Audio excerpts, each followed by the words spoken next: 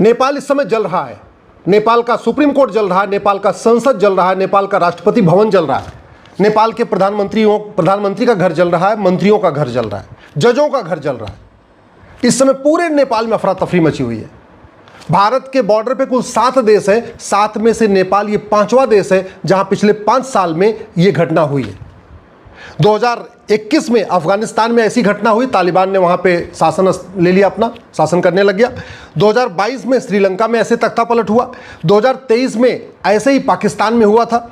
2024 में ऐसे ही बांग्लादेश में भी हुआ, वहां सत्ता परिवर्तन हुआ। और 2025 में नेपाल में हुआ है और वहां पे भी सत्ता परिवर्तन हो गया है। प्रधानमंत्री का इस्तीफा हो चुका है, सबने इस्तीफा दे दिया है। भारत के लिए बहुत ही खतरे की घंटी है, क्योंकि भारत के बॉर्डर पे 7 देशों में से 5 देशों में पिछले 5 साल में सत्ता परिवर्तन हो गया।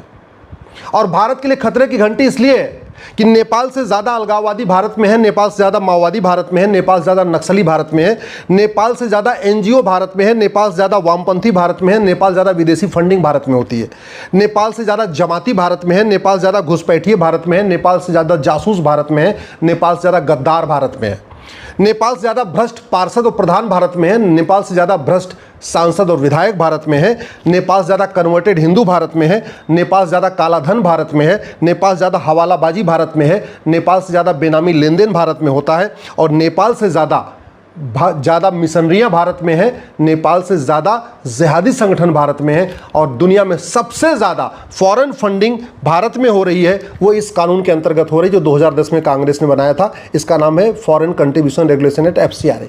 ये कानून बनाया गया था भारत को बर्बाद करने वालों की फंडिंग कराने के लिए।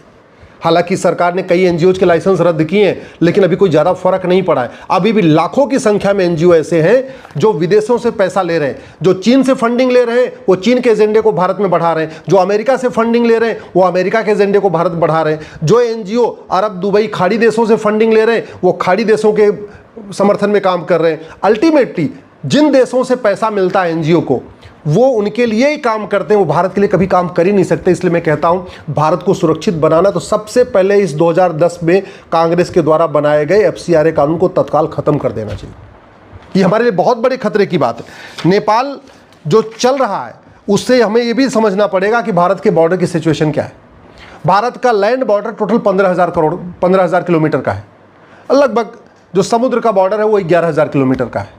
समुद्र के बॉर्डर पे नेवी अपना काम कर रही है, वहाँ लोग काम कर रहे हैं, लेकिन ज़्यादातर जो खतरा बढ़ा हुआ है वो हमारा लैंड बॉर्डर पे है। और लैंड बॉर्डर में जो सबसे बड़ा बॉर्डर है वो बांग्लादेश का बॉर्डर है। 4,097 किलोमीटर, लगभग 4100 किलोमीटर का बॉर्डर हमारा बांग्लादेश के साथ है लैंड बॉर्डर।